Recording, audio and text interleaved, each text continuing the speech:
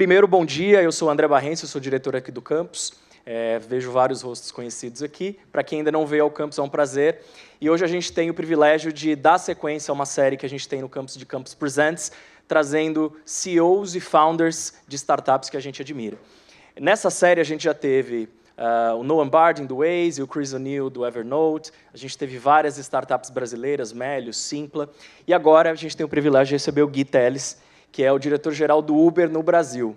O Gui ele tem uma trajetória super interessante, ele faz parte daquele bando de alumni de Stanford que decidiu empreender, e antes de se tornar um empreendedor, ele passou por o setor de consultoria, o setor financeiro, trabalhou no Peixe Urbano com o Júlio, e desde 2014 toca a Operação Brasil do Uber, e ele vai contar um pouco para a gente sobre como o Uber vê o futuro da mobilidade urbana. A gente vai dividir o nosso evento em duas partes. Na primeira parte, o Gui vai trazer uma apresentação super bacana que ele fez, e depois, na segunda parte, a gente abre para perguntas de vocês, tá bom? Então, sem mais delongas, Gui, por favor, o palco é seu, por gentileza. Obrigado. Pessoal, bem-vindos.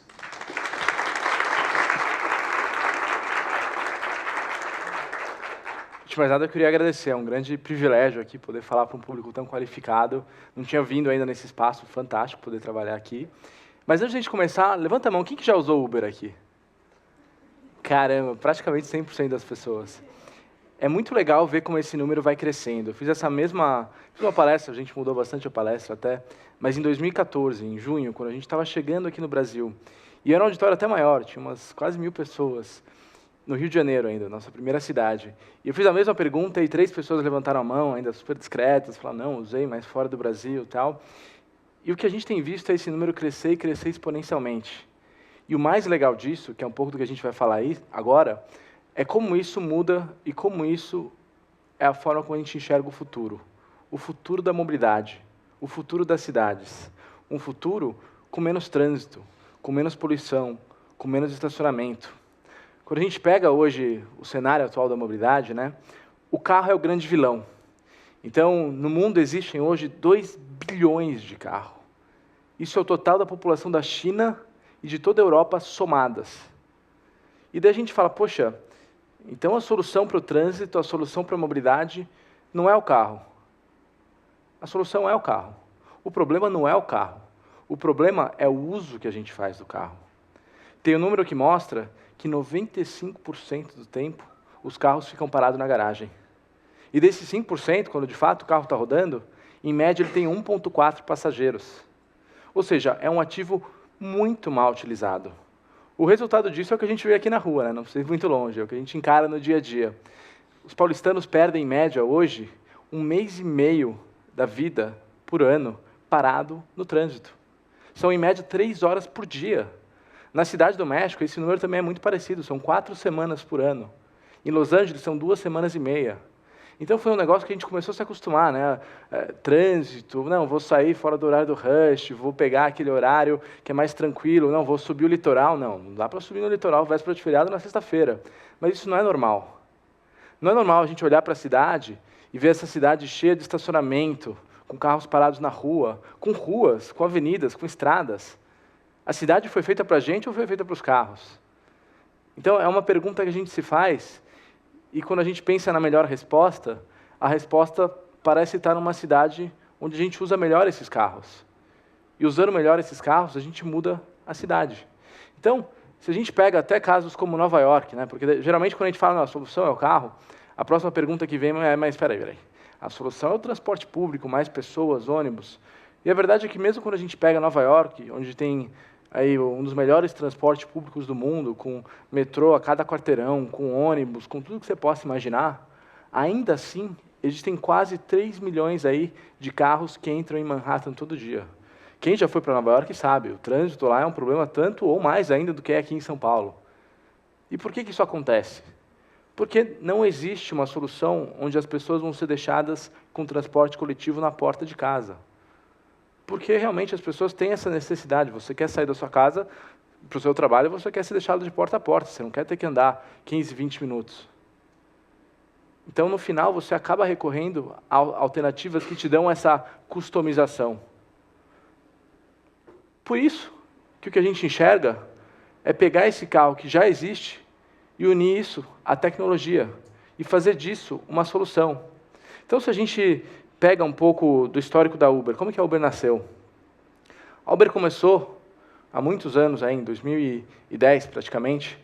As primeiras conversas foram em 2010, quando nossos dois fundadores, o Travis e o Gary, estavam em Paris, numa conferência.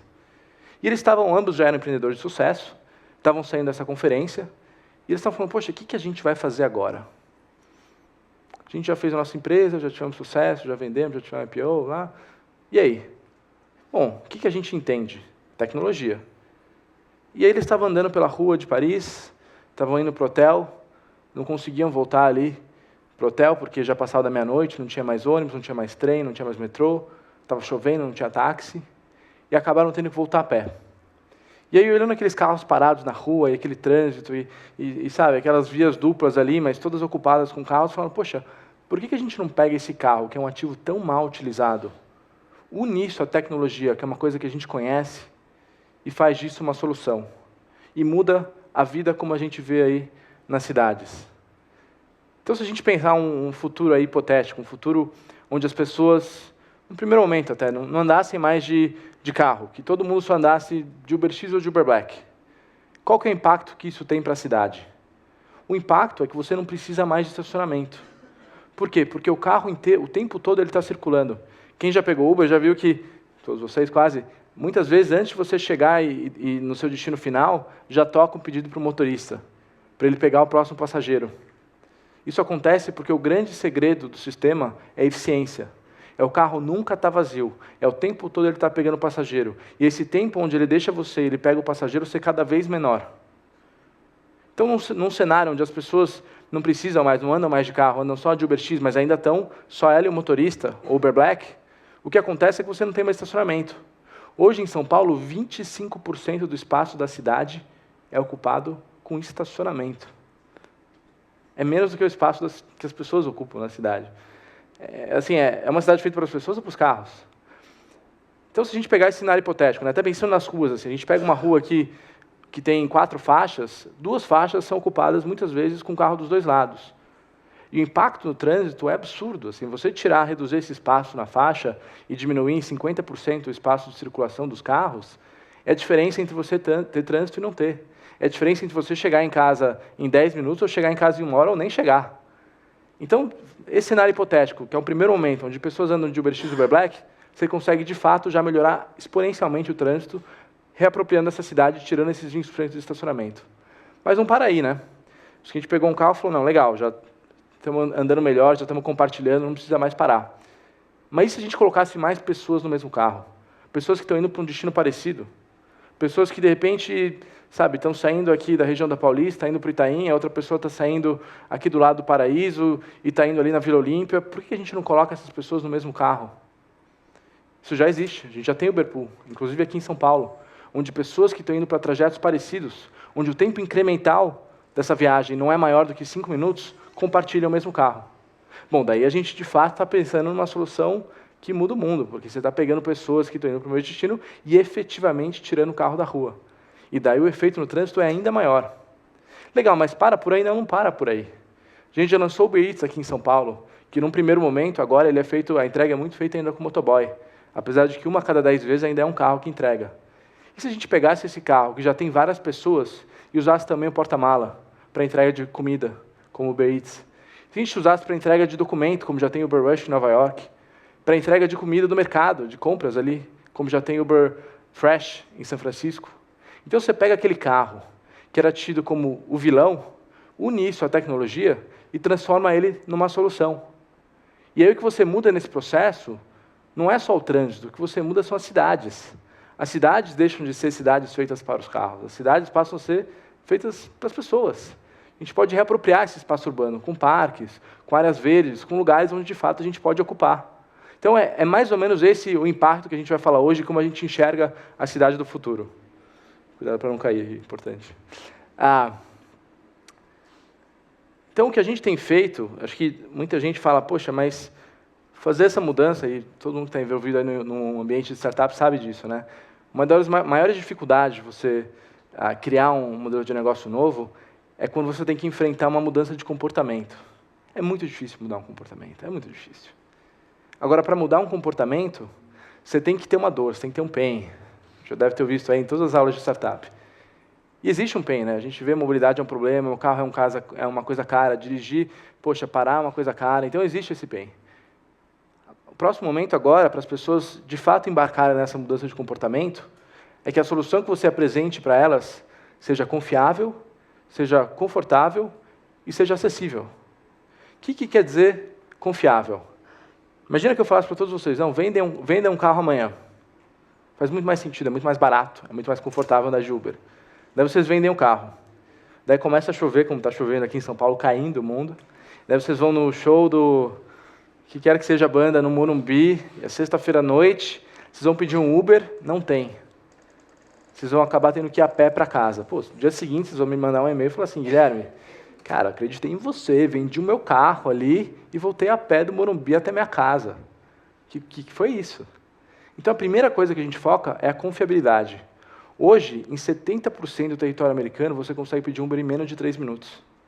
E no Brasil, isso já está acontecendo. A gente já está presente aí em 31 cidades, em praticamente todas as capitais do Brasil, com exceção de algumas cidades do norte, onde a gente espera chegar nesse ano.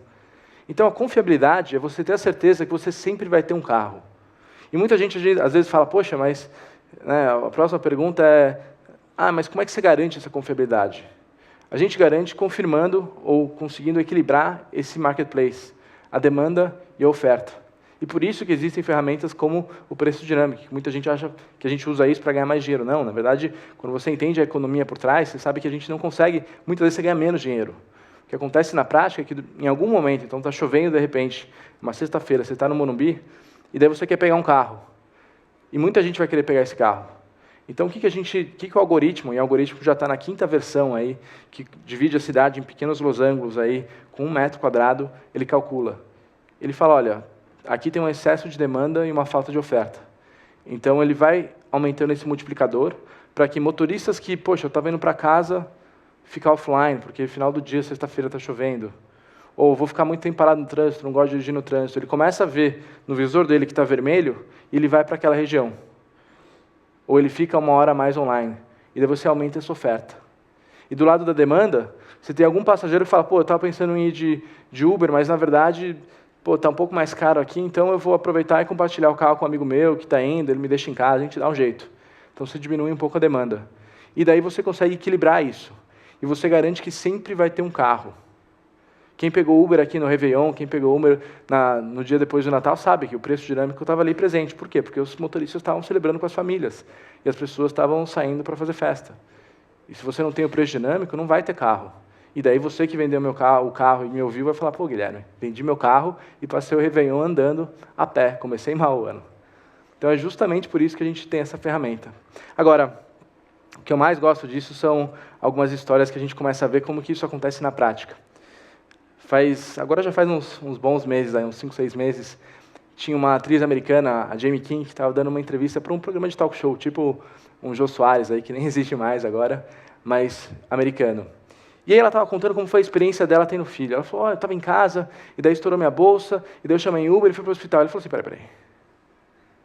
Estourou a sua bolsa, você não chamou uma ambulância, você chamou um Uber? Ela falou, olha, eu não sei como chamar a ambulância, não sei quanto tempo demora, o Uber aperta um botão e vem em 3 minutos. E é muito legal essa história, mais do que essa curiosidade, mas passa a ser, então se a gente falou de uma mudança de comportamento, isso aqui é uma mudança maior de comportamento do que essa, onde a atitude intrínseca da pessoa, o ato mais direto ali, o top of mind dela é chamar um Uber e não uma ambulância, que ela passou a vida ouvindo que o normal era hospital ambulância. Então é esse tipo de mudança que a gente começa a trazer, e de novo, o grande impacto aqui, quem ganha é a cidade, quem ganha é a mobilidade.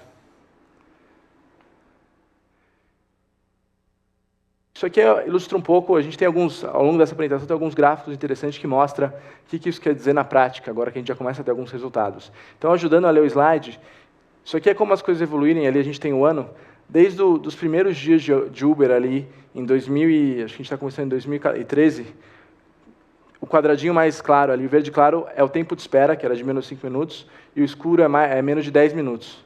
E como isso está aumentando a área de cobertura no sul da Califórnia, que é a região de Los Angeles. Então, você pega uma área super grande E a Uber começa lá, e com esse crescimento exponencial, você começa a cobrir um espaço cada vez maior e trazer confiança. E por que isso é tão importante?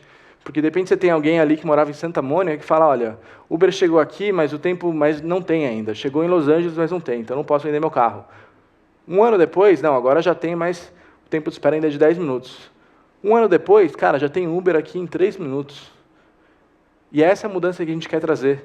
E a mudança ela vem sempre do centro da cidade, onde você tem uma área mais densa, para as periferias.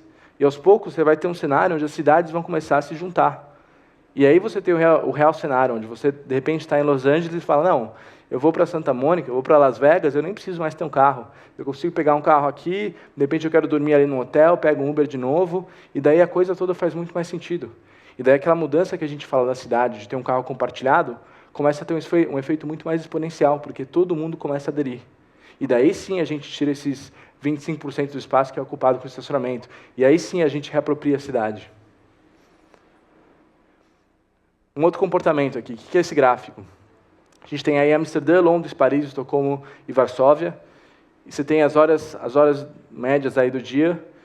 E você vê que o momento onde as pessoas mais pedem Uber, isso aqui na sexta-feira, é depois da meia-noite. Então, se você comparasse esse gráfico aqui com os horários de pico do trânsito normal da cidade, você ia ver que os picos geralmente são os horários de pico que a gente conhece. Então, de manhã e entre as 8 e 10 da noite. Mas quando você vê a distribuição das viagens de Uber, elas são muito mais, principalmente à noite, depois da meia-noite, quando as pessoas realmente saem.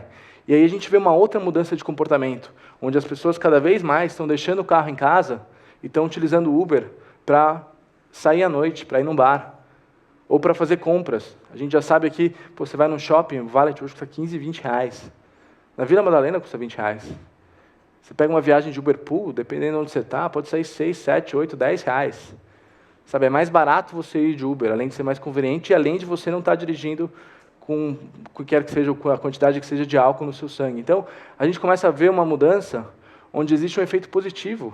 E alguns estudos já estão surgindo, principalmente em Seattle, a gente fez um estudo agora, que mostra que existe uma correlação direta, e não só uma causalidade, entre a redução do número de acidentes, de mortes de trânsito, acidentes que levavam à morte ou até, em alguns casos, invalidez, e a chegada da Uber.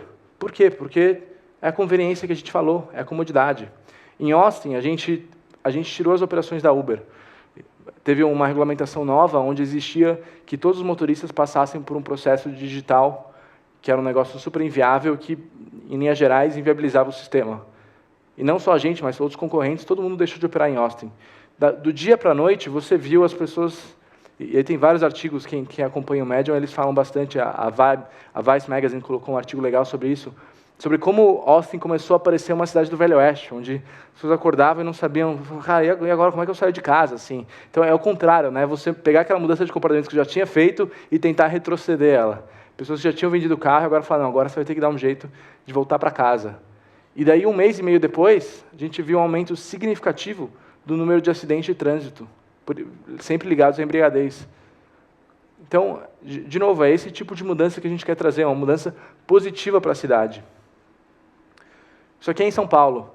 Então, o número de viagens aí, quando a gente estava em 2015, e como é que ele está agora. Cada traço aí, a coloração não ajuda muito, mas é uma viagem. Então, a gente já está vendo aí as áreas mais periféricas da cidade, tendo também acesso a Uber. A gente vê cada vez mais pessoas que antes pegavam um metrô, conexão com um ônibus, para chegar até o trabalho, e agora elas dividem Uber entre si e chegam até o centro. Elas mesmas estão fazendo o Uber Pool delas, o que é muito legal. Em Nova York, 1/3 das cidades começa ou termina nos subúrbios. Ou seja, esse número tende a aumentar cada vez mais. Existe um efeito exponencial aí, né, que é o efeito de, quando você aumenta a área de cobertura, a grande mudança é, se você está só no centro da cidade, só pessoas que vão de e para o centro usam Uber. Por quê? Porque não adianta você ir para o trabalho de Uber se você não tiver como voltar. Quando você aumenta a área de cobertura, você começa a ter mais viagens também para o centro, dentro dessa região, porque as pessoas que estão fora ali também conseguem ir e voltar. Então é isso que a gente está vendo cada vez mais pelo mundo todo. E é aí que está a mudança que a gente quer enxergar. Esse é um outro gráfico super legal do que a gente estava falando agora, de viagens feitas com a Uber na periferia de Nova York. Então, como isso tem aumentado? De novo, ali em cima você tem os anos e como essa cobertura tem aumentado. Tem um outro estudo que mostra a diferença entre viagens de Uber e as viagens de táxi em Nova York. Então, o táxi de Nova York todo mundo conhece, é um dos ícones da cidade, e a verdade é que essas pessoas aqui, que não ficam na ilha de Manhattan, não conseguiam ter acesso ao táxi, porque lá eles ficavam sempre nessas regiões centrais. Agora, com a Uber, com essa dinâmica de mercado, e com artifícios como o preço dinâmico, de repente vale a pena para o motorista ele chegar até o Brooklyn ou ele chegar a alguma outra região. E daí você começa a atender essas áreas. Mais do que isso, você tem motoristas que são dessas áreas que acordam e já começam a ficar offline, começam a trabalhar nessa região. Então você começa a melhorar a mobilidade como um todo da cidade. Então é o que a gente tenta falar, que a gente vem para agregar ao ecossistema existente. Muita gente fala, poxa, mas a Uber veio para substituir o táxi? Não, a Uber é muito mais do que táxi. A Uber é a mudança na mobilidade. A gente fala de Uber aqui, mas são várias outras empresas. E a Uber é só um dos ícones desse mercado, e aqui no Brasil ela é a mais presente. Mas isso aqui é sobre o futuro de mobilidade, isso aqui não é sobre uma empresa. Isso aqui é sobre pegar um ecossistema atual e incorporar ele. O que a gente viu quando a gente lançou o Uber Bike aqui em São Paulo é um ótimo exemplo. Então, o último prefeito ele colocou várias ciclovias pela cidade. Só que você tinha uma ciclovia e, de repente, você ia trabalhar de bicicleta e chovia. E daí você falava, poxa, eu fui trabalhar de bicicleta, como é que eu volto agora para minha casa se está chovendo? Deixo a bicicleta no trabalho e daí, dia seguinte, eu não consigo, né? Vou ter que pegar um jeito de Uber, de táxi, de metrô, o que quer que seja, para ir trabalhar, e não vou conseguir voltar de bicicleta. Agora você consegue. Por quê? Porque a pessoa vai de bicicleta e, se choveu, ela pede um Uber Bike. O Uber Bike chega lá com o rack de bicicleta, ela coloca a bicicleta e ela consegue voltar. Ou, de repente, você está cansado, não quer subir ali porque você mora na Paulista, também consegue contornar isso. Então, a ideia aqui é você pegar esse ecossistema que já existe e complementar ele. Complementar, seja pela ciclovia, seja pelo transporte público, como ônibus e metrô. Em Londres, 30% das viagens começam ou terminam em uma estação de metrô ou trem. Ou seja, são pessoas, né, no que a gente falou, que as pessoas gostam de ser deixadas na porta de casa. E agora, o que elas fazem? Elas pegam o metrô e o trem, e daí chegam na estação e elas pedem Uber. São 30% das viagens. E daí de lá elas vão até a casa delas. Então você consegue fazer um uso melhor do transporte público existente. A alternativa dessa pessoa antes era pegar o carro. Era mais um carro da rua. E ela falava, poxa, qual a chance de eu conseguir vender o meu carro? Estou aqui, sabe, fora das áreas principais de Londres. Até chegar aqui uma alternativa, até o ônibus, o metrô chegar aqui, isso vai demorar muito tempo. A gente sabe o quanto o imóvel valoriza quando você tem uma estação de metrô do lado, né? Então, é mais ou menos nessa linha, não precisa mais disso. Agora, você pode pegar um metrô até a estação final, que muitas vezes é mais rápido, né, porque você ainda foge do trânsito, e chega lá e você pega o Uber e faz esse last mile, que é o que as pessoas que mexem com mobilidade gostam de falar. Isso aqui é a mesma situação em São Paulo. Então, você tem aí, cada um dos pontinhos pretos são hubs de transporte. E como o número de viagens tem aumentado. Você vê como, cada vez mais, você tem pessoas que vão de ou para até o extremo aí de São Paulo, que é onde você tem os pontos finais do ônibus do metrô, e de lá elas conseguem chegar até suas casas, ou de lá elas chegam até o trabalho. E aí tem um caso interessante. Quem aqui já foi para Parelheiros? Pergunta, não vai levantar a mão todo mundo, olha lá. Pouquíssimas pessoas. Parelheiros fica aqui no sul de São Paulo. E era normal, por pior que seja essa palavra nesse contexto, você chegar lá às 5h30 da manhã e ter uma nuvem de pessoas que ia a pé trabalhar. Então, fazia chuva, fazia sol, eram pessoas que faziam esse trajeto de manhã, porque são ruas de terra, até o ponto final do metrô. E aí, isso foi em 2015, a gente tentou antecipar essa chegada aqui, essa chegada natural que a gente viu da Uber nessa região. A gente fez um Uber Sul, que era com 20% de desconto, e colocou os motoristas que ficavam só nessa região. Da noite para o dia, depois da nossa divulgação, a gente começou a ver essas pessoas não mais andando, não tinha mais essa nuvem de pessoas andando a pé, mas pegando Uber. E daí, num primeiro momento, elas pegavam o Uber e compartilhavam entre elas, e faziam um Uber Pool aí, elas mesmas, e chegavam até o ponto final do metrô. Depois, elas perceberam que nem valia mais a pena, sabe? A gente está em 5 pessoas aqui no carro, a gente trabalha próximo, vamos se coordenar e chegar até o nosso trabalho. Então, é esse tipo de mudança, sabe? Olha o empoderamento dessas pessoas, olha quanto tempo elas ganharam de vida, olha o que isso traz para a economia da cidade, sabe? Você tem que acordar de manhã, 5h30 da manhã, andar na chuva para chegar até o ponto de metrô, e agora você consegue chegar por uma solução muito mais fácil, que te deixa na porta de casa e que muitas vezes vai sair até mais barato. Mais do que isso, né? A gente está vendo agora um outro movimento, onde os governos já reconhecem esse poder de melhorar o ecossistema atual com Uber. Se a gente olha cidades como Boston, em Boston, os governos agora, o governo local, a MBTA, ela pagou para subsidiar viagens de deficientes de portadores de deficiência em geral, de Uber e de Lyft, que é o nosso concorrente local. A gente viu um movimento muito parecido em Nova Jersey, porque o governo ele começa a olhar e fala assim, olha, pega a situação de parelheiros. Eu tenho duas alternativas aqui. Eu posso construir, de repente, um túnel, uma ponte, asfaltar, fazer uma obra faraônica ali para essas pessoas que estão ali, ou eu posso subsidiar para ter carro, para ter Uber. Será que não vale mais a pena eu gastar esse investimento com Uber, ou com Lyft, ou o que quer que seja, um modelo de transporte?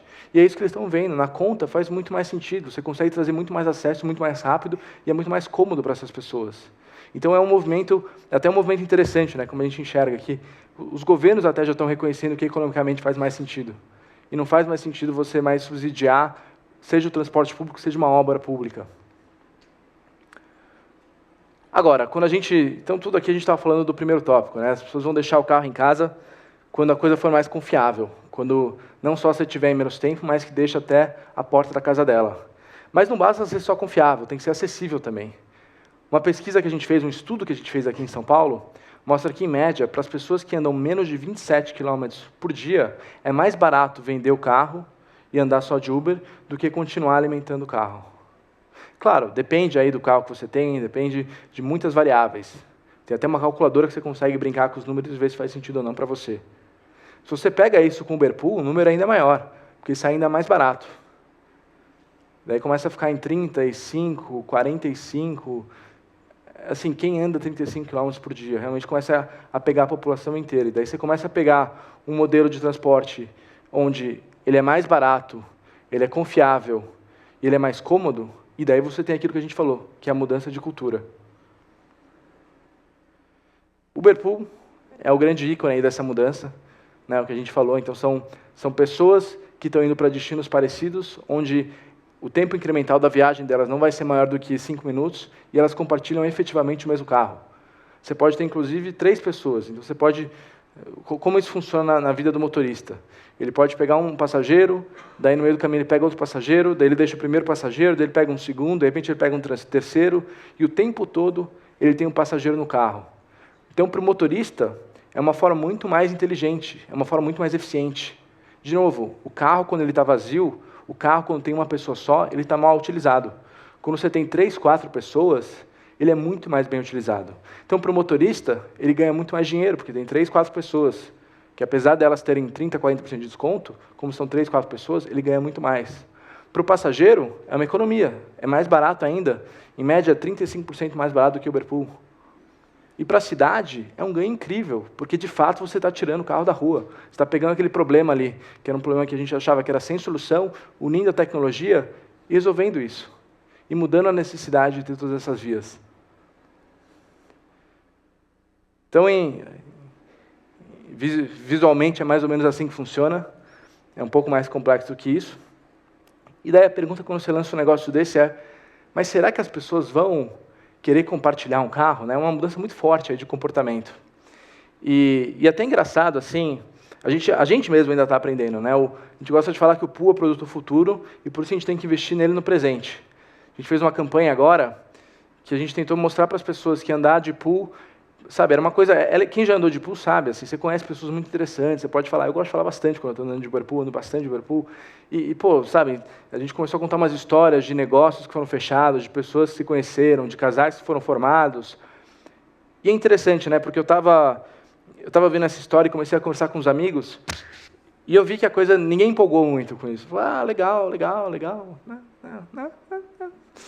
E daí eu falei, o que aconteceu? Ele falou, não, o meu problema do Uberpool não é achar que não vai ter alguém interessante. O meu problema do Uberpool é que eu chego no Uberpool e eu quero ficar quieto. Então, às vezes, eu vou com fone de ouvido, nem tá ouvindo música ali, só para não ter que conversar com ninguém. Eu vou direto para o banco da frente, porque, cara, vai que alguém puxa assunto, vou ter que conversar. E daí eu vejo esses vídeos que a Uber coloca, das pessoas rindo ali, família Doriana, tal, e não sou eu, cara. Falou, cara, não é para mim esse negócio de Uberpool, quero entrar e ficar quieto. E daí é interessante, né, porque a gente está aprendendo com o produto, é muito isso, a interação ali. Então, para mim, acho que talvez a próxima propaganda que vocês verem, Uberpool, produto futuro, é um monte de gente quieta ali no carro, falando assim, It's okay to be quiet. Tipo, tudo bem, fica quieto, não tem problema, ninguém precisa puxar assunto ali, é o momento de cada um. Cada pessoa é uma pessoa e cada um tem que reservar, né? Respeitar o espaço do outro. E é uma situação, acho que a gente gosta de descrever muito como uma situação de elevador, assim. Que é aquela coisa, pô, você tem uma intimidade com a pessoa, um espaço próximo ali, vamos puxar assunto, não vamos, daí, né, no elevador você geralmente tem a limite ali, você fica olhando. E aí é interessante que, nessa mesma linha, eu estava fazendo ainda na versão anterior da palestra, eu estava conversando um pouco com a plateia, a gente estava falando sobre o Uberpool, e a gente tinha acabado de passar sobre uma análise inteira de como funcionava o processo de verificação de antecedentes criminais dos motoristas, como tem um seguro, que se você tem algum acidente, cobre por mortes, invalidez, se você tem despesas hospitalares, cobre R$5.000, toda a segurança por trás aí da viagem. E aí, depois dessa conversa pesada, cheia de dados e tecnologia, e como é seguro pelos motoristas, a gente começou a falar de Uberpool, e alguém levantou a mão e falou assim, mas espera aí, você faz tudo isso para checar o motorista, né? O tempo todo ali, os antecedentes, a qualidade, os algoritmos, como ele dirige, a gente sabe se ele breca muito forte, a gente tem tudo isso por trás. Mas como é que você garante o passageiro ali do meu lado? E aí, por trás disso, também, eu dei a explicação inteira, não, a gente também tem outras tecnologias, a gente consegue fazer uma detecção de fraude, a gente tem um perfil de viagem, a gente tem milhões de coisas que o algoritmo vai aprendendo, e é machine learning, às vezes as pessoas ficam... Às vezes ele erra também, né? Então, às vezes algumas pessoas são desativadas ou são colocadas on hold, você tem que mandar um e-mail, é até chato isso, mas são medidas de segurança. E eu compartilhei, e ela falou, mas espera aí,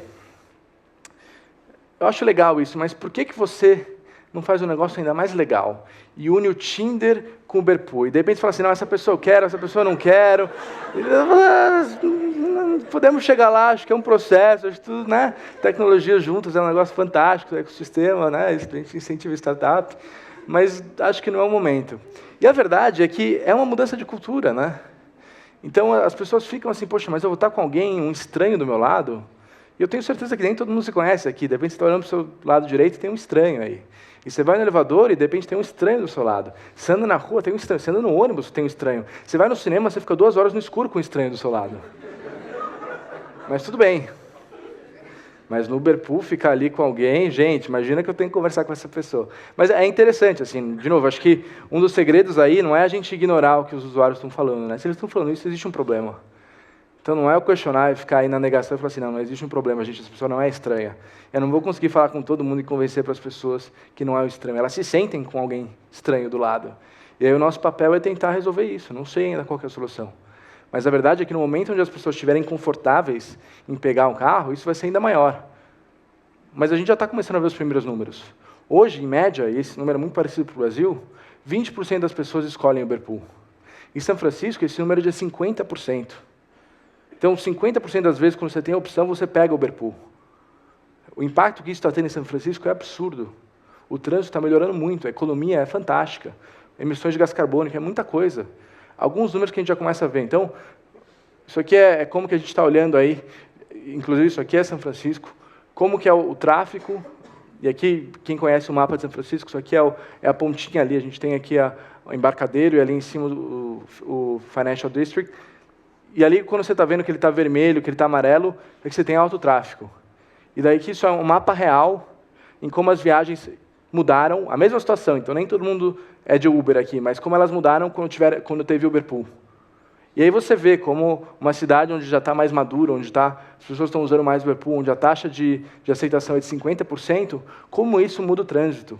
E, de novo, aquilo que a gente já falou, o impacto aqui é exponencial. Isso aqui é a diferença entre você chegar em casa em 10 minutos em vez de chegar em 1 hora.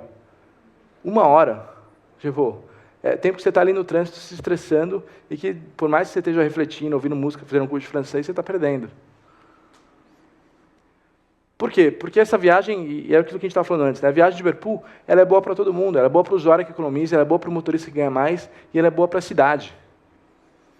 Para vocês terem uma ideia de números, em 2016, o Uberpool já economizou mais de 500 milhões de quilômetros. O que são 500 milhões de quilômetros?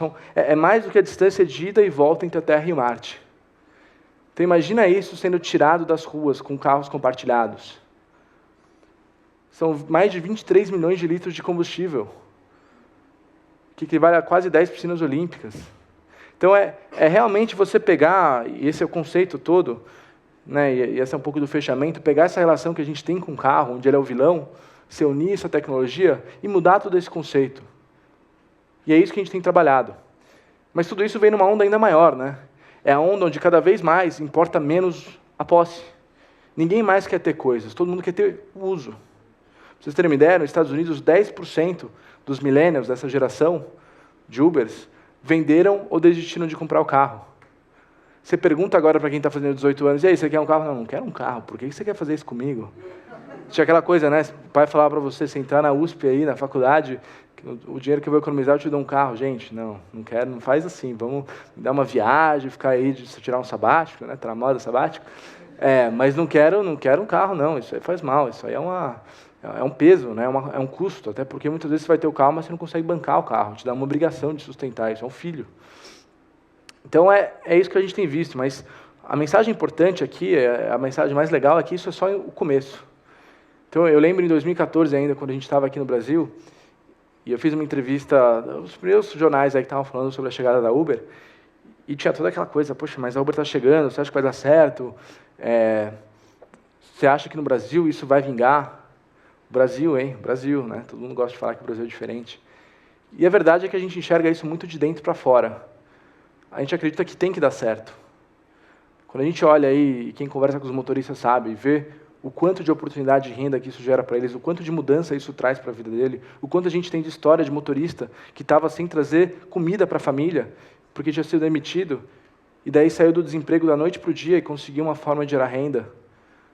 A gente vê algumas mulheres aí, essa questão do empoderamento, que de repente ela ficava em casa e sentia uma questão de dependência, e daí ela vê na Uber uma forma de ter esse poder de volta. E a gente vê na mobilidade, com os carros sendo tirados da rua, e tudo isso feito em poucos anos que a gente está existindo.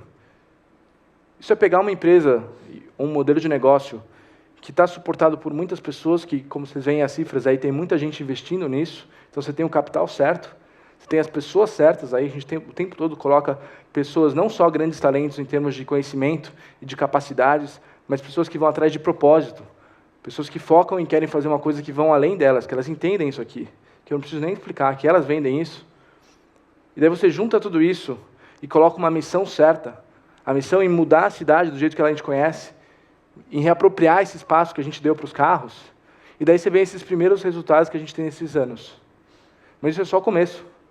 Quando a gente olha isso e pega um pouco do que já está acontecendo, algumas projeções que saíram, o JP Morgan fez uma projeção onde só 4% das viagens hoje são compartilhadas.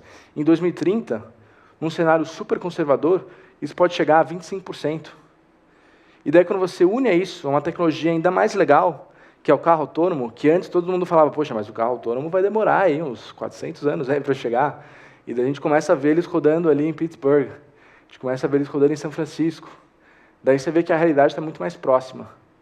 E daí você vê que essas pessoas que estão trabalhando com propósito e que querem mudar a vida nas cidades e reapropriar esse espaço público, elas vão trabalhar para fazer isso acontecer. Esse é um vídeo, acho que eu tenho que dar play ali. Foi. Não tem som mesmo. Isso aqui é um vídeo, e nem é o último vídeo, é um vídeo nosso carro autônomo aí, o Ford Fusion, quando ele estava rodando em Pittsburgh. E o novo agora nem parece esse carro alegórico, ele já tem os sensores internos, aí é muito mais discreto. Mas é muito legal ver que hoje você já consegue, em Pittsburgh, em São Francisco, pedir um Uber e vem um carro autônomo. Ainda tem um motorista atrás, que está ali cuidando para que dê tudo certo, mas isso já vai acontecer. Isso vai acontecer nos próximos anos. Então, de novo, aquela coisa que a gente falava que parecia um destino muito longínquo, muito distinto, muito impossível, quando você tem esse nível, e essa palavra não é tão boa, mas de agressividade, e essa agressividade ela só vem porque você tem uma crença muito forte de que isso é o caminho certo, o resultado que você tem é isso. E daí, se você pega uma cidade onde, além de ter pessoas compartilhando o mesmo carro, você tem também o carro autônomo, e a grande vantagem do carro autônomo é que ele sabe exatamente. Então, se hoje a gente tem aqueles mapas ali, mapa de calor do motorista, onde ele fica vendo onde que ele tem que estar, se está vermelho, ele vai um pouco mais para lá, mais para cá, e você tem a tecnologia, mas você ainda depende de uma pessoa para estar no lugar certo, quando você coloca um carro autônomo, ele sempre vai estar no lugar mais eficiente. E ele sempre vai ter mais passageiros. E o tempo todo ele vai estar rodando. E ele nunca vai parar e vai atrapalhar o trânsito. Então, tudo isso acontece de uma forma muito maior. E daí aquele sonho todo de mudar as cidades passa a se tornar uma realidade. Agora ele tem que mudar o slide.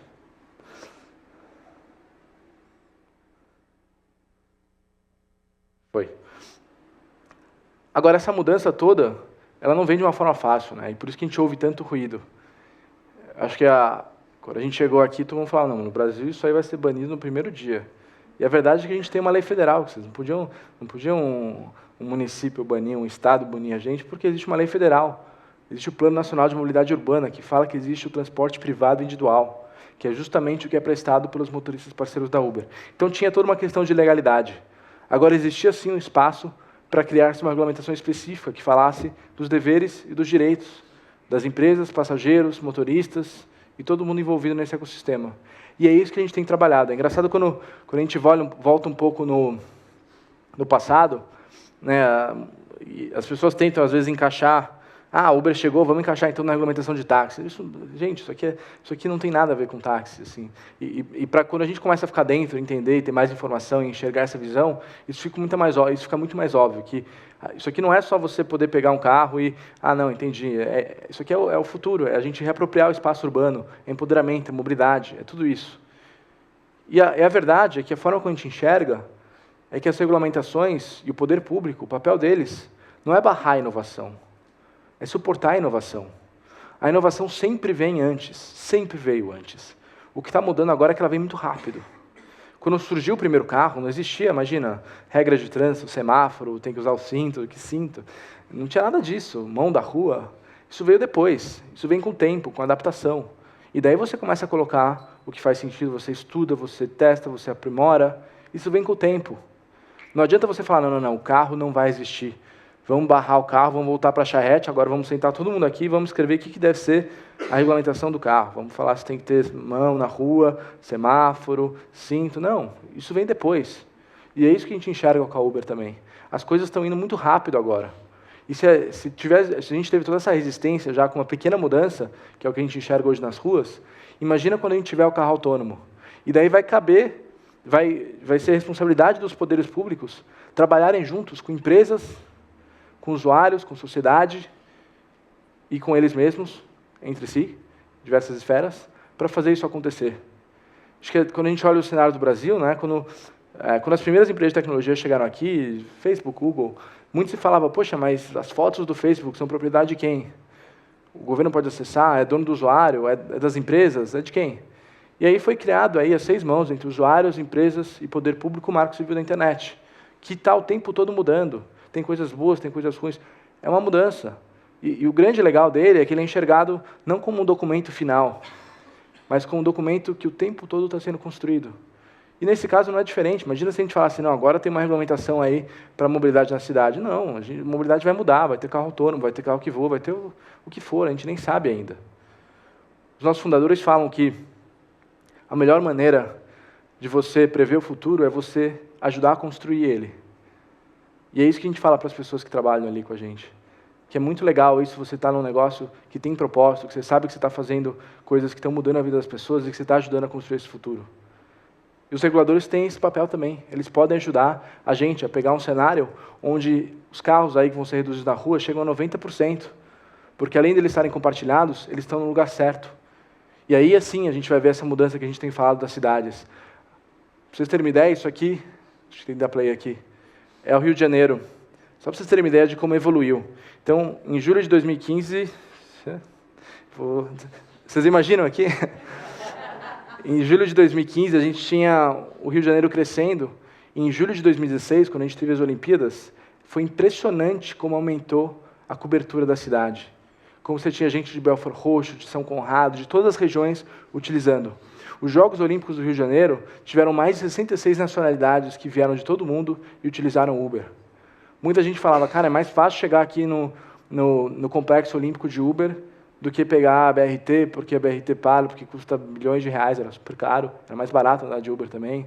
Então é esse tipo de mudança que a gente começa a ver. E daí a mudança maior, que é o cenário final, é que a gente volta a ter uma cidade com espaços verdes, reapropriada, com espaços muito mais bem utilizados, com cada vez menos estacionamentos e mais parques. Obrigado, gente.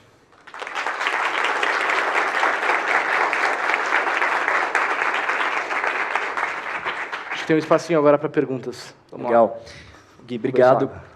Fica à vontade. Obrigado pela pela bela palestra. E eu tenho certeza que todo mundo tem várias perguntas para você, mas eu queria começar. Você veio de Uber para cá? Eu vim de Uber para cá. Não, é a primeira pergunta que todo mundo faz, né? Qual Uber? Eu vim de UberX. Conversando ou calado? Sempre converso. A gente tem uma informação aqui super interessante. A gente tem, quando eu vou pedir Uber, eu tenho uma visão especial, que é Uber Suporte. O que é Uber Suporte? A gente faz uma pesquisa de satisfação com os motoristas, para saber se eles estão gostando da plataforma. E Uber Suporte, ele pega todos os resultados abaixo ali da média. Então, quando eu peço, sempre vem motoristas dissatisfeitos. E daí eu tenho essa conversa com ele e falo assim, oi, tudo bem, eu trabalho na Uber. Como é que está a sua experiência? O que eu posso fazer para te ajudar?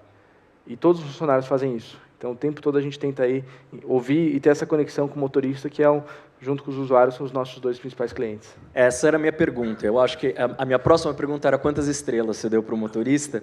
E aí a pergunta seguinte é justamente a seguinte: como que num negócio como esse, que a princípio, para você conseguir sustentar um marketplace, você precisa de volume. Como, num segundo momento, você mantém a qualidade, tanto da oferta quanto da demanda? E quais são esses desafios do Uber hoje no Brasil? A gente nunca vai abrir mão de qualidade por crescimento. Ponto. Hoje, o processo... É engraçado, né? Às vezes as pessoas falam, pô, mas quando a Uber começou, você tinha que ir lá presencialmente e conversar com as pessoas, e tinha uma sessão presencial, e daí o processo era muito mais rigoroso. O processo melhorou muito. O fato dele ser virtual não quer dizer que ele está pior. Hoje, se você quiser abrir uma conta corrente no banco original, você tira uma selfie ali, faz um scan da sua cabeça, tira uma foto dos documentos, e em menos de 24 horas você abre a sua conta. Isso quer dizer que eles fazem uma verificação muito pior do que um outro banco grande, onde você tem que ir lá assinar 300 papéis? Não. Muito pelo contrário, eles conseguem checar com algoritmos outras informações. Eles, às vezes, linkam até com a sua conta do Facebook. Então, o fato de ser virtual não quer dizer que piorou. Então, essa é a primeira coisa que as pessoas têm na cabeça. Ah, piorou, não melhorou. A gente tem um algoritmo por trás que faz milhões de outras checagens. A gente tem uma empresa agora de verificações de antecedentes criminais que checam muitos mais distritos e muitos mais crimes, tanto em aberto quanto julgados. Então, a primeira coisa é isso. Assim, a nossa tecnologia continua melhorando e ela está melhorando o tempo todo.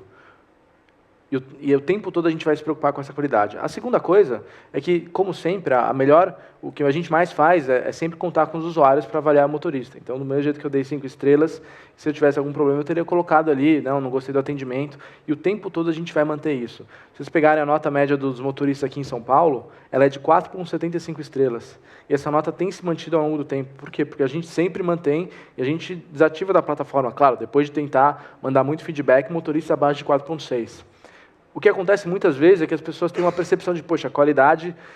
agora eu peguei um motorista agora que, poxa, ele deu uma volta, que ele errou, não sabia usar o GPS. E talvez, nessa linha da sua pergunta, um dos maiores desafios é que quando você vai crescendo, você tem que ter esse equilíbrio do marketplace, você tem que trazer mais motoristas para a plataforma. E a solução para isso, é o que a gente faz, você acaba gastando muito com... Você tem um motorista que recomenda outro motorista ganha R$400, por exemplo. A gente gasta um monte aí com anúncios de Facebook, com mídia online, com mídia offline. Você tem toda uma estratégia de aquisição por trás. E você consegue fazer isso acontecer. Agora, o resultado disso direto, e não tem como fugir dessa parte, é que toda semana você tem muitos motoristas começando. É o esperado, é o que você tem que fazer. E daí muita gente pega motorista que está na primeira viagem, ou que está na primeira semana. E daí ele tem uma curva de aprendizado. Então, na semana seguinte, ele já vai estar melhor. A gente sabe que na primeira semana ele começa e depois ele volta. Ou, em alguns casos, ele não volta. Então, às vezes, essa percepção de que, não, mas a qualidade caiu... Não, a qualidade continua igual e os números mostram isso. O que acontece é que, em escala, você tem mais motoristas que estão na primeira semana e, às vezes, você pode ter essa percepção de que eles são piores, mas é uma curva de aprendizado. É a matemática do sistema, quase. Legal, pessoal. Vamos abrir, então, para perguntas da plateia e depois a gente abre também para algumas do live stream. A gente vai usar esta pequena invenção, que é um microfone em formato de cubo, e ele não machuca, então vocês podem arremessar para a próxima pessoa, mas cuidado para não acertar a cabeça de ninguém, ok? Nunca machucou, não vamos tentar machucar dessa vez. Eu vou tentar uma manobra muito ousada e vou jogar lá no fundo. Se cair no meio, foi uma boa tentativa. Peraí.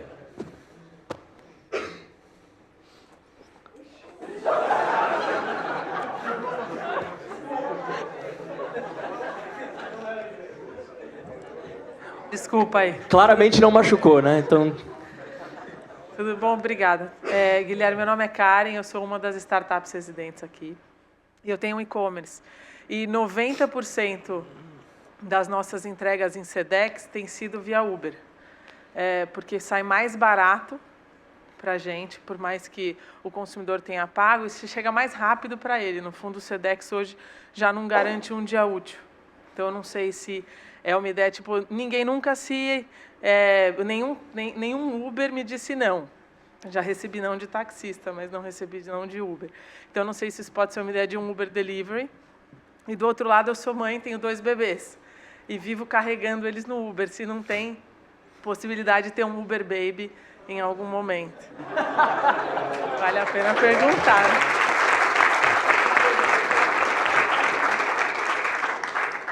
Juro, toda vez tem alguém que fala do Uber Baby. É impressionante como esse produto cara, é top of mind de todo mundo. A parte de e-commerce, assim, a verdade é que a gente tem várias... Imagina, tem milhões de coisas que a gente gostaria de fazer. Mas o grande segredo aqui, por mais tentador que seja, é foco. E vocês sabem disso, assim, não adianta. Tipo, se você começar a tentar fazer tudo e abraçar o mundo, você não vai conseguir. Você tem que focar em 2, 3 coisas, e enquanto você não terminar elas, você coloca seus melhores recursos para resolver os maiores problemas e vai a fundo, e até o final. E depois disso você foca. O tempo todo você está reavaliando se elas ainda são as mais importantes, mas não adianta, se você não tiver foco, você se perde. Isso é um típico caso de foco. Assim. A gente adoraria voltar com o Ubercopter, que todo mundo fala, a gente adoraria fazer Uber Delivery, a gente adoraria fazer milhões de coisas. E elas vão acontecer em algum momento rápido, porque a gente anda muito rápido. Mas, no momento, a gente tem que focar nas coisas mais diretas, mais prioritárias e que trazem o maior impacto. O tempo todo a gente olha aquela matriz de esforço e impacto e fica colocando as coisas que estão priorizadas ali no maior quadrante. Então, com certeza, assim, é uma questão de tempo. Quanto? 6 meses, 3 meses, 1 ano? Não sei ainda. Mas, em algum momento, você vai conseguir fazer tudo isso. E, com certeza, de novo, é uma questão de logística, né? Se a gente pegar o porta-malas do carro e você conseguir, em vez de pegar um Uber dedicado, mas um Uber Pool, que já esteja com passageiros, e colocar ele no porta-mala, vai ser ainda mais barato para você.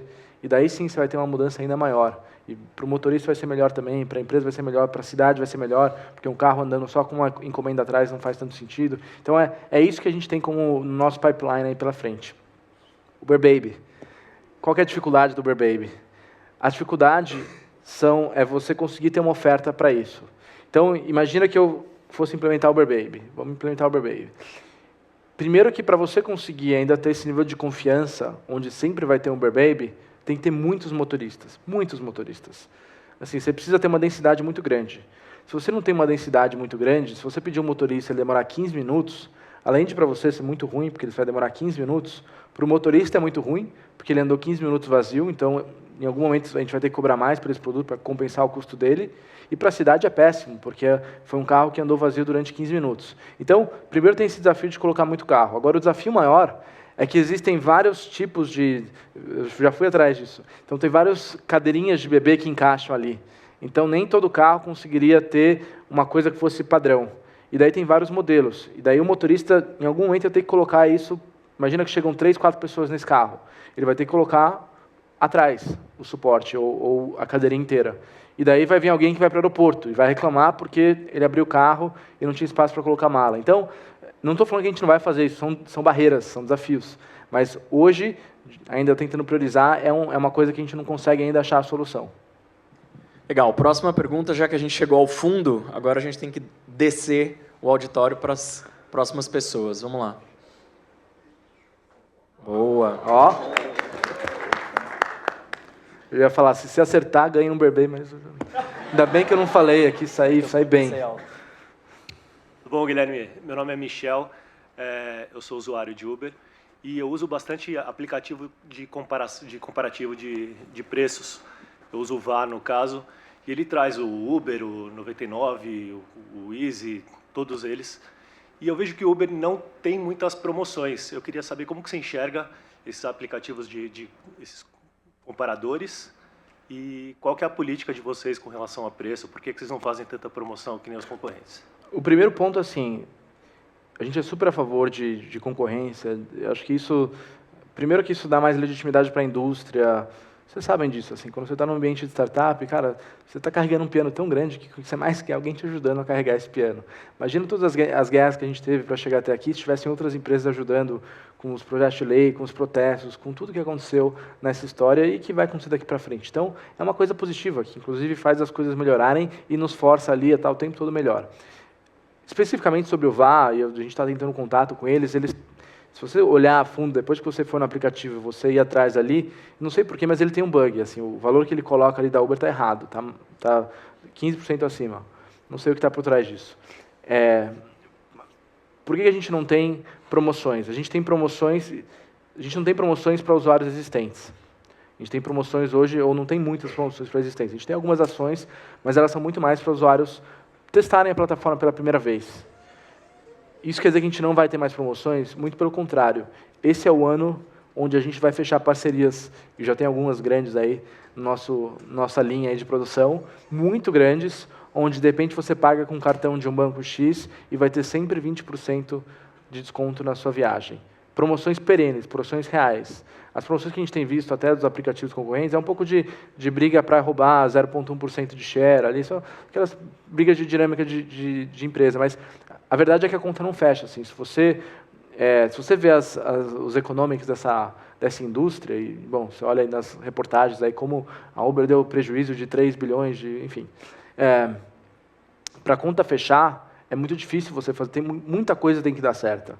Você tem muitos gastos aí que quem trabalha com tecnologia sabe por trás. E que para a coisa fechar, realmente você precisa de escala muito grande e você tem que focar em alguma coisa. Você tem que focar ali em trazer uma experiência boa para o usuário. Então, em vez da gente gastar dinheiro, a forma como a gente enxerga para engajar o usuário, imagina que eu tenho duas opções. Eu posso engajar você te dando R$10 a cada um mês, ou eu posso pegar esses R$10 e investir em suporte, que a gente investiu agora $60 milhões, R$200 milhões, numa central de atendimento no Morumbi e mais 5 lugares pelo Brasil, para que quando você tiver um problema, você manda um e-mail para a gente retorna em 3 horas ou menos. Então, quando a gente começa a ter esses debates sobre para onde vão esses R$10, eu sempre coloco em coisas de longo prazo, em coisas que vão garantir que você vai ter a sua experiência, para que daqui a 3 anos você continue utilizando o Uber, porque, de repente você usou o aplicativo anterior ali porque era de graça ou porque tinha uma promoção, mas daí o tempo de espera era maior, porque o tempo de espera hoje da Uber ele é, em média, 50% menor do que dos outros. Ele era mais confiável, então muita gente fala, Uber tem tarifa dinâmica, é ruim, mas é por isso que tem Uber. Senão, experimenta chover e tentar outro aplicativo, não vai ter.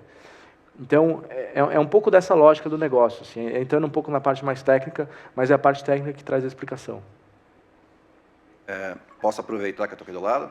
Por favor. Oi, Guilherme, tudo bom? Meu nome é Márcio. Eu vi que você falou que você está procurando o pessoal do VA, né? Eu sou o CEO do VA. Ah, fantástico. Beleza. Então, depois a gente conversa.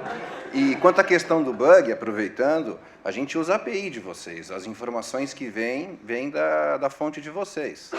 Fantástico. Eu não sou o cara técnico, mas eu te conecto ali e vamos tentar entender isso. A gente rodou Aproveitei isso... Aproveitei a carona aqui, Uber Pool.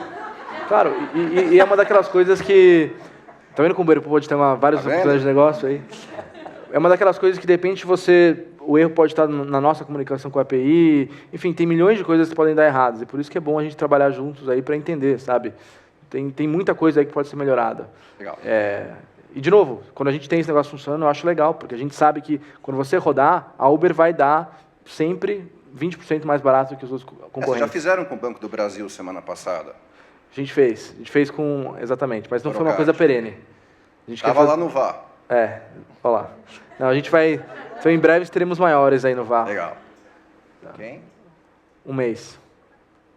Ô, Gui, eu queria pegar carona aqui numa pergunta que o Pedro Barino fez no livestream, falando justamente sobre a questão da concorrência em relação a motoristas, né? Então, hoje tem motoristas do Uber que também atendem Cabify, que também atendem 99 e assim por diante. Eu queria entender um pouco como é que é a questão e a relação de vocês com os motoristas e como mantê-los motivados para que você tenha um turnover menor e, consequentemente, motoristas que se fidelizem e permaneçam mais com vocês e que pode levar um serviço também melhor no longo prazo. Como é que vocês trabalham essas questões ligadas ao desenvolvimento e à manutenção da oferta do lado do motorista? Claro. Acho que a primeira coisa, a gente tem que saber que esses motoristas vão, sim, trabalhar em várias plataformas. Eles não têm relação de emprego com a gente, eles são empreendedores, eles são próprios donos do próprio negócio, eles têm essa flexibilidade e é um negócio que a gente tem que aceitar. E daí cabe a nós fazer com que a Uber seja a plataforma de escolha deles. Por que isso, de fato, acontece hoje na prática? A gente tem, sim, algumas iniciativas. Semana passada, a gente fez um evento para 3 mil motoristas no Rio de Janeiro. A gente selecionou os melhores motoristas com melhores avaliações e eles levaram a família no evento lá no Sheraton. Foi super chique, super legal. E assim, isso é uma anedota, mas você via assim, os motoristas todos bem vestidos, a criança, sabe, aquela roupa que ela vai no domingo para encontro de família, foi o máximo. Assim. Então, tem essa relação próxima que a gente continua tentando ter com o motorista, apesar da escala. Quando a gente começou no Brasil, eu conhecia todos os motoristas por nome, eles sabiam onde eu morava, a gente batia papo, eu respondia os e-mails. Então, a gente quer manter isso ainda, apesar da escala, e é isso que traz esse engajamento. Mas, no fundo, a coisa mais importante é a eficiência. O que é eficiência? A Uber ela tem um tamanho muito grande, porque ela começou antes aqui no Brasil. Ela é algumas vezes maior do que os concorrentes. O que isso quer dizer para o usuário? Para o usuário, quer dizer que quando você pede Uber, o tempo médio de espera é de 3 minutos. Nos concorrentes, esse tempo vai ser muito maior. Então, você vai demorar muito mais. Para o motorista, o que isso quer dizer na prática? Que ele vai ter que andar 7, 8, 9 minutos vazio nos concorrentes. Mais do que isso, ele acaba não tendo muita chamada, porque os outros aplicativos não têm essa densidade. Então, ele fica muito tempo ocioso. Então, o que a gente enxerga na prática cada vez mais é que esses motoristas, muitos deles ficam ligados nas outras plataformas, mas aos poucos eles vão abrindo mão das outras plataformas e eles priorizam a Uber. Por quê? Porque o tempo todo ele tem mais chamada e de repente quando ele tem chamada do outro, ele está numa viagem de Uber. Então, para ele não faz sentido trabalhar no outro. Mais do que isso, de repente ele ganha mais no outro, porque os outros são mais caros e tem até uma comissão menor em alguns casos para o motorista, mas ele vai ter que andar 10, 15 minutos vazio, atravessar a cidade. Então, a conta acaba não fechando para ele. E é nessa eficiência que começa a fazer mais sentido para o motorista, e aos poucos ele fala, quer saber, vou ficar aqui com 2 aplicativos abertos, não faz o menor sentido. Agora, para o usuário, a experiência ainda é pior, porque você pede, e primeiro que o motorista vai estar mais longe, porque tem menos. Segundo, que muitas vezes esses motoristas, quase todos eles são motoristas também parceiros da Uber. E daí ele não vai aceitar a viagem porque ele vai estar numa viagem de Uber. Hoje o motorista parceiro da Uber fica em média 5, 6 minutos ociosos só por hora. Então, se ele não receber uma viagem nesse intervalo, nessa janela perfeita de tempo, ele não vai aceitar.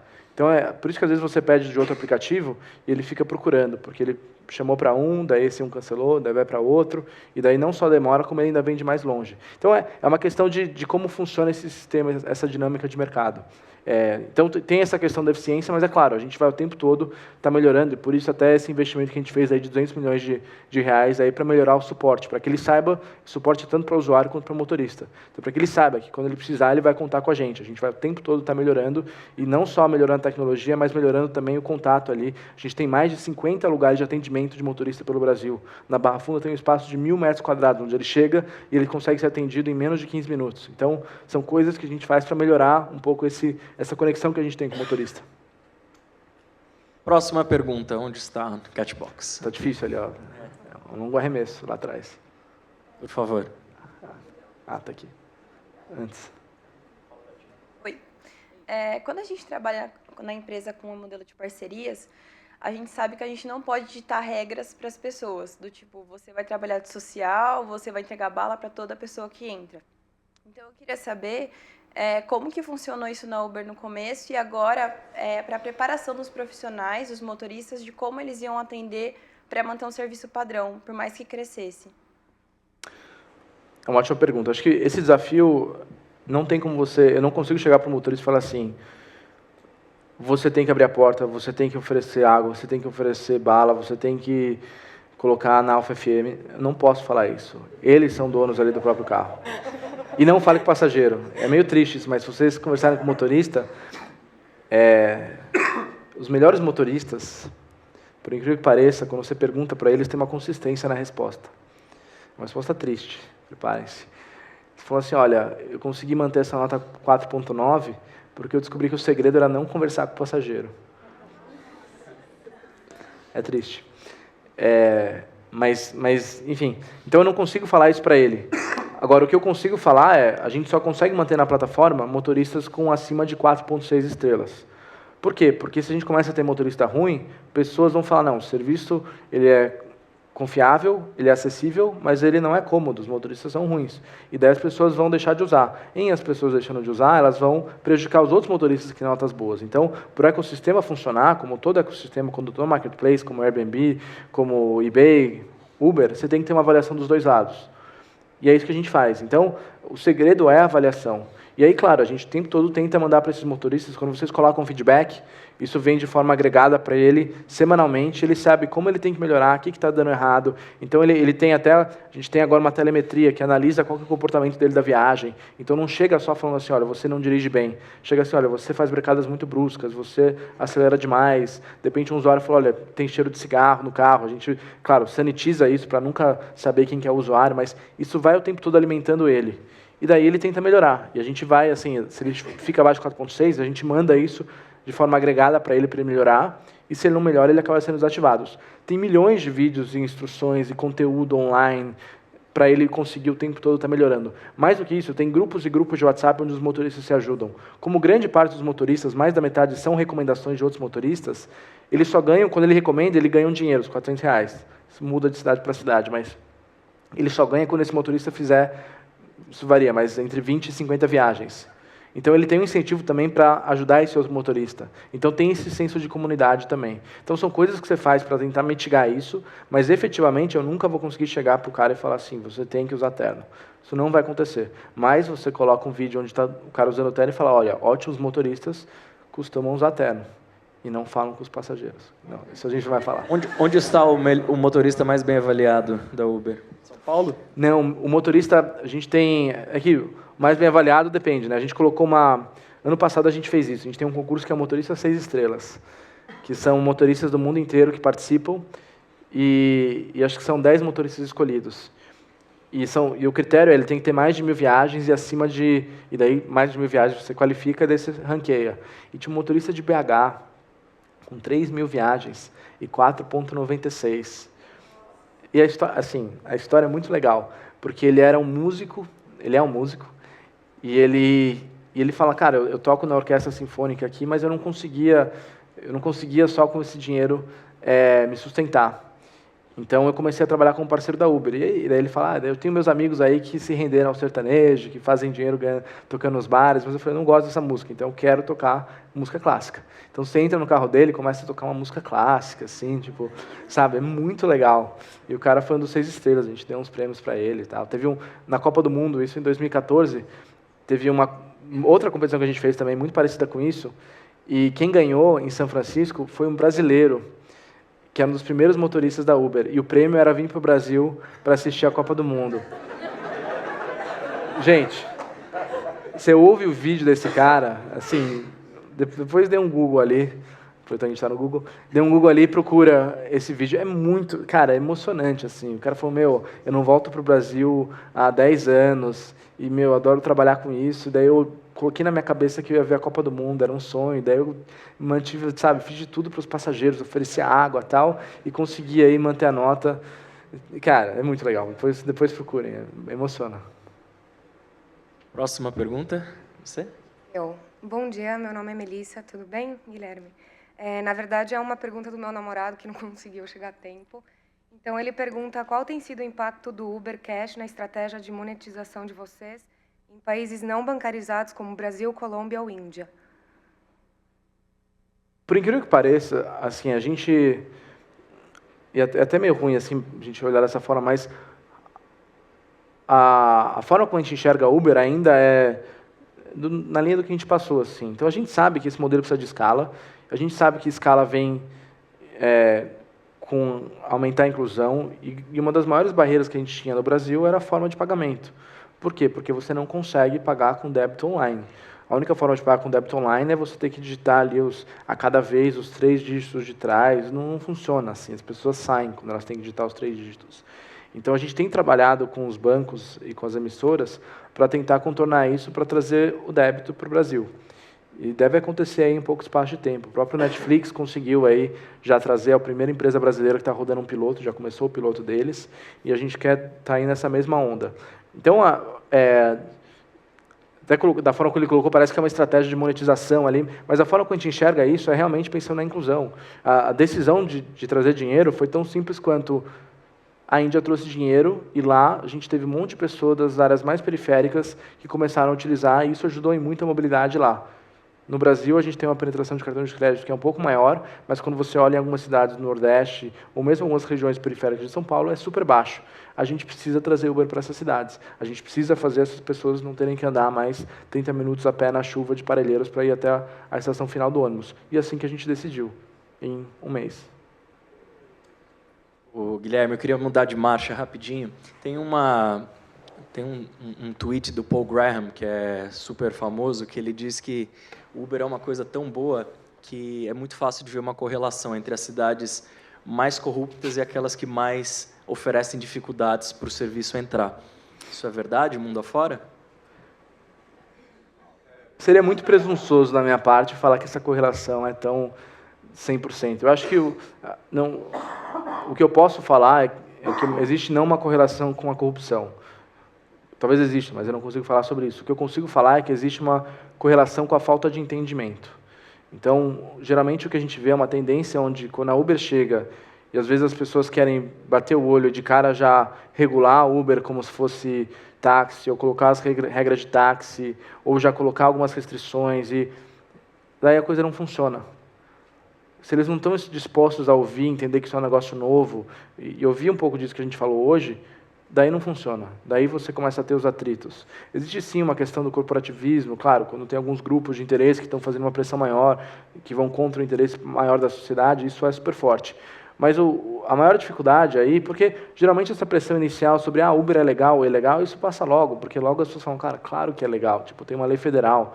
E mesmo que você consiga falar, não, é ilegal, e colocar um projeto de lei, como tiveram aí projetos de lei para banir a Uber em São Paulo, no Rio de Janeiro, você tem as medidas judiciais. Não é que um prefeito pode ir lá colocar um decreto e banir a Uber se existe uma lei federal. Não, é inconstitucional.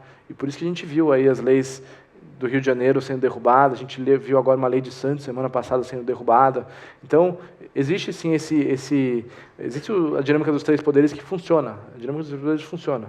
Agora, o mais difícil é depois você falar, não, beleza, mas agora vamos criar um ambiente que funcione. E por que isso é importante? Porque hoje a gente está falando de Uber. Mas imagina que amanhã vem uma empresa X aí de um país Y e ela fala, não, cara, não quero mais fazer essa verificação de antecedentes criminais, vou trazer qualquer motorista. Hoje os motoristas são todos profissionais, eles têm uma carteira diferente de motorista. Hoje, se você anda de Uber, que é uma exclusividade da Uber, se acontecer alguma coisa, vocês têm um seguro. Nas outras plataformas você não tem um seguro tanto de morte e invalidez, que cobre mais de R$100.000, quanto de despesas hospitalares de R$5.000. Então, isso já é um sinal, assim, na Uber você tem isso, nas outras você não tem. Imagina que alguém tem um acidente aí, bater na madeira aqui, mas acontece alguma coisa, e daí isso sai na primeira página do jornal que a pessoa teve um acidente e não tinha nenhum seguro. Isso prejudica a indústria como um todo. Então, eu quero trabalhar com o regulador e falar assim, cara, eu quero que exista um seguro que proteja motoristas e passageiros contra morte e invalidez de R$100.000, que cubra as despesas hospitalares em pelo menos R$5.000, mas de repente até mais. Eu quero trazer essa segurança. Por quê? Porque se alguma coisa acontece numa das outras plataformas que a gente está rodando aqui em São Paulo, e não tem essa proteção do seguro, isso compromete a indústria como um todo. E daí o usuário que, de repente, está menos informado e fala, acho que é tudo igual, né? Pô, ele vai deixar de usar porque ele continua achando que é tudo igual. Então, a gente tem esse desejo de fazer essa regulamentação e por isso que a gente trabalha com o poder público, justamente para evitar esse tipo de coisa. E é uma corrida. Então, a nossa maior dificuldade hoje é que as pessoas entendam esse modelo. Por exemplo, geralmente, quando a gente conversa com o poder público, muito se fala sobre, não, mas espera aí, você tem que ter no máximo o mesmo número de táxis. Eles falam, não tem nada a ver com táxi. O mercado potencial desse modelo são todos os carros que estão em circulação. Todos eles podem ser utilizados de uma forma melhor. Por quê? Porque 95% tempo estão parados, porque em média eles têm 1,4 passageiros. Se você coloca uma restrição nisso, você engessou esse modelo. E daí você pega pessoas que estão trabalhando 3 horas por semana, 5 horas por semana, que não fazem disso uma atividade completa, e elas não conseguem mais trabalhar, porque você colocou um engessamento ali no modelo. Então, é essa mudança de mentalidade que é a coisa mais difícil. E a grande diferença são governos que conseguem transgredir e se abrem para ouvir, e os que não se abrem para ouvir. Então, para mim, essa é a grande distinção. Legal. Mais alguma pergunta? Vamos para as 2 últimas perguntas, por favor. Você não vai jogar? Guilherme, bom dia. Meu nome é Reinaldo, eu trabalho na área de defesa e segurança. Há poucos dias nós identificamos uma modalidade de furto, de assalto, em que a pessoa pede o Uber e em menos de 3 minutos chega um carro as pessoas, muitas não estão identificando a placa e embarca esse passageiro e sofre assalto. Na semana passada ocorreram 2 fatos desses aqui em São Paulo. Como evitar isso? Então você está falando que as pessoas pedem Uber, vem um outro carro, ela entra nesse outro carro e ela é assaltada? Isso. Então, o que eu acho desse cenário? Imagina que eu sou um ladrão. Estou andando ali com o carro. Eu tenho que ficar... Então, eu tenho que identificar alguma pessoa na rua que provavelmente está esperando um Uber, e daí eu tenho que torcer para ela confundir o meu carro com o dela, e daí eu vou encostar, e daí eu vou torcer para ela entrar, e daí eu vou assaltar ela. E sabendo que ela pode anotar a placa do meu carro. Não entendo nesse meio, mas não me parece ser a melhor forma de assaltar. Assim, o que está por trás disso... Não, sem ser irônico, assim. Para mim, por trás disso, as pessoas checam as placas, assim, a plataforma exige. Então, assim, o que eu poderia falar sobre isso? Fazer um pop-up ali, pessoas chequem as placas. Vamos trabalhar em tecnologias. De novo, eu não estou falando que isso não acontece, mas a solução para isso é as pessoas começarem a checar. E de novo, assim, a coisa mais fácil é sempre você tirar o incentivo, né? Então, tentar entender realmente quem é essa pessoa que fica andando com um carro ali e tentando achar pessoas que estão com Uber para confundir elas e torcer para elas não checarem a placa. Então, eu acho que é um pouco das duas coisas. Existe sim a possibilidade, e daí é um negócio que a gente fez em outros lugares do mundo, que a gente está estudando, de repente colocar... Então, é um hack, na verdade. Qual que é a solução que a gente tem? É super interessante. Imagina que você está num show no Morumbi. Daí você saiu do show, daí todo mundo pede Uber. Daí você pede Uber, cara, qual que é o meu carro? Daí tem 300 carros ali, um monte de gente entrando, você fala, qual que é o meu? Daí, putz, né, aliás, essa chance, daí sim, você pode ter um assalto, porque daí o cara fica ali, aproveitar que essa pessoa louca entrou no meu carro. Então, a solução que a gente tem nesse caso é um LED, que você coloca no carro, e daí a pessoa sabe qual que é a cor do LED. E daí, e pela localização, e daí pela proximidade isso vai aumentando. E daí ele fala assim, não, aqui... Então, o sistema vai mudando para que, claro, próximo não esteja todo mundo de verde, né? Então, ele sabe e tem as combinações de cores. Daí ele consegue combinar. Então, tem algumas tecnologias que a gente pode fazer, onde, de repente, todo motorista tem esse LED, daí você consegue identificar pelo LED. São coisas que a gente pode trazer. De novo, estão no nosso pipeline de coisas. Como toda empresa de tecnologia, a nossa maior restrição hoje é engenheiro. Então, se a gente conseguir convencer os engenheiros ali de que isso é importante, de fazer um caso de impacto ali, isso vai acontecer. E daí, assim, você mata esse tipo de problema na raiz. Acho que a gente tem tempo aí para quanto tempo mais de pergunta? Mais uma perguntinha, vamos lá. Ótimo. Alô? Responsabilidade aí. Oi, Gui, bom dia. Meu nome é Pedro. Eu uso Uber há uns 2 anos já, várias cidades do Brasil, X, Black e Pool. E 100% das vezes que eu uso, eu pergunto para os caras por que eles foram para lá. E grande parte é, assim, perdi emprego, estava fazendo alguma coisa, não tenho mais como voltar para o mercado, preciso pagar conta e virei motorista. E aí está fazendo isso como uma renda, virou a renda principal do cara. Qual é o desafio de vocês em tornar um cara que trabalha num emprego normal, 9 a 5 ali, fazer isso como renda auxiliar dele ou tornar mais pessoas que já têm um emprego, o Uber como uma fonte também de grana?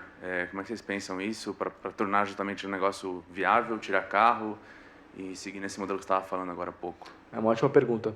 É engraçado, né? Porque em cada lugar do mundo tem o modelo se adequa a um perfil de pessoas. Por exemplo, nos Estados Unidos é muito normal ter imigrantes, ter pessoas que têm dificuldade ali de se encaixar na economia, né, mais estruturada ali, onde ele tem que ter todo um documento, uma carga horária, uma preparação, um diploma, tem que falar inglês, e daí ele trabalha como motorista parceiro da Uber.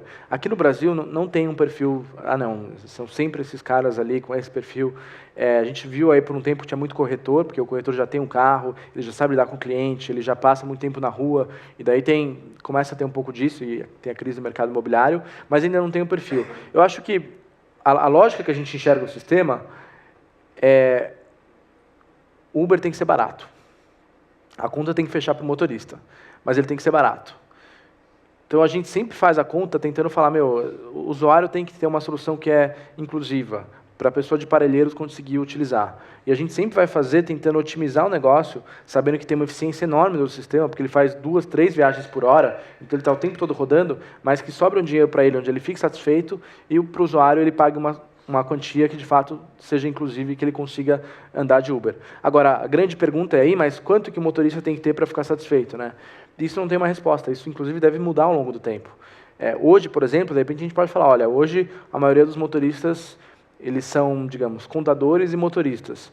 De repente, daqui a um tempo, a gente começa a mudar o perfil e eles não são mais contadores, eles são uma profissão a menos, sei lá, auxiliar administrativo. Depois você abaixa e hoje eles são, na verdade, faxineiros, e, enfim. E daí o ganho dele complementar, né, o trade-off dele entre trabalhar no emprego principal e complementar com o Uber, ele é menor. Então, isso pode acontecer. O segredo aí é você, em vez de ficar o tempo todo, como qualquer startup, em vez de você ficar o tempo todo ali elucubrando, e desenhando, e pensando, e fazendo modelos de Excel, você colocar a implementação e testar, iterar e aprender com os números. A gente fez um corte de preço em São Paulo, em outros lugares do mundo, em novembro de 2015, de 15%, justamente porque a gente viu isso, que os motoristas já estavam num perfil onde, se você fizesse um corte de preço, você ia aumentar, ia trazer mais inclusão para a plataforma, ia ter mais gente andando de Uber, e ao mesmo tempo a coisa ia gerar muito mais, então o motorista ia ganhar mais, e fazer mais viagens por hora.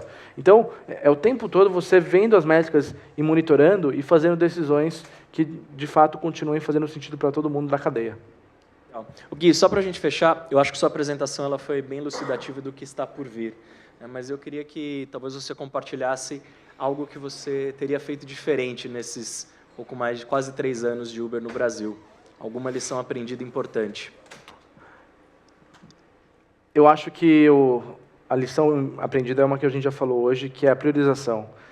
Se você vê aí no histórico de produtos da Uber, a gente lançou vários produtos aí, que alguns devem se lembrar. No Rio de Janeiro, no verão do ano retrasado, dava para você pegar um Uber Surf, que vinha com um rack de bicicleta em cima e você colocava uma prancha de surf. Gente, quantos motoristas tinham um rack de bicicleta? E depois que ele ia, muito usuário pegava a prancha de surf, colocava lá, ia até a prainha lá no final do Rio de Janeiro, e depois deixava lá e reclamava que não conseguia voltar. Então, tem coisas que são legais, mas nem tudo é factível, né? Talvez o caso mais difícil, que doeu muito no nosso coração abrir mão, foi o Uber Pet, que todo mundo ama. Eu também. O que acontece com o Uber Pet? Parece muito legal, você fala assim, poxa, né, uma parceria onde você coloca uma capa para proteger o carro e você consegue trazer cachorro, é lindo. E é escalável, porque é só uma capa, a gente fez uma parceria com algumas empresas, elas patrocinavam a capa, fantástico, na teoria. Na prática, não funcionou. Por quê? Porque existem 2 tipos de cachorro. Estou generalizando. Gigantes e minúsculos. Os minúsculos vão no colo, cara, nem precisa da capa, entendeu? Então eles já iam no colo, vão com capa, vão sem capa, não precisa pedir nada. Os Goldens gigantes, cara, você pode cobrir o carro com o que for ali, tipo, papel bolha, não adianta, cara. Não adianta, vai sujar o carro, porque ele pula na frente, ele vai, ele volta, ele bate. E daí, entendeu? Daí o que acontecia na prática? Assim, você tinha um monte de motorista e falava, meu, veio um cachorro aqui, cara, fiquei o dia inteiro parado. Isso para o motorista é muito sério, porque um dia inteiro parado para ele é muito dinheiro. E daí ele cobrava a taxa de limpeza do passageiro, daí o passageiro reclamava, porque ele falou, pô, mas não era Uber Pet? Né? Não, meu cachorro não é um monstro. Então, é difícil assim, você fazer esse equilíbrio. E daí a coisa não funcionou, porque assim, você acabava trazendo motorista satisfeito, porque perdia dinheiro, usuário satisfeito, e a coisa que era muito bonita no papel não funcionava. Isso quer dizer que a gente nunca mais vai fazer Uber Pet? Não sei, a gente o tempo todo vai procurar e testar novas ideias. Eu acho a inovação muito legal, porque você vai vender o seu carro, se você não puder andar com o seu cachorrinho no Ibirapuera e precisar pegar um Uber para ir até lá, provavelmente não, você ainda depende do seu carro. Então, de novo, assim, você precisa ter uma solução que foque em tudo. E muita gente tem animal de estimação. Então, é uma dificuldade, assim, mas não sei como resolver. Não sei se é Uber papel bolha aí que vai... Plástico bolha que vai resolver. Vamos ver. Estão abertos. Legal, Gui, obrigado, viu? Pessoal, para quem quiser rever esse papo, vai estar disponível no canal do Campus. E Gui, fique à vontade, já convidado para voltar aqui. Fantástico. Obrigado, gente. Obrigado, grande viu? prazer.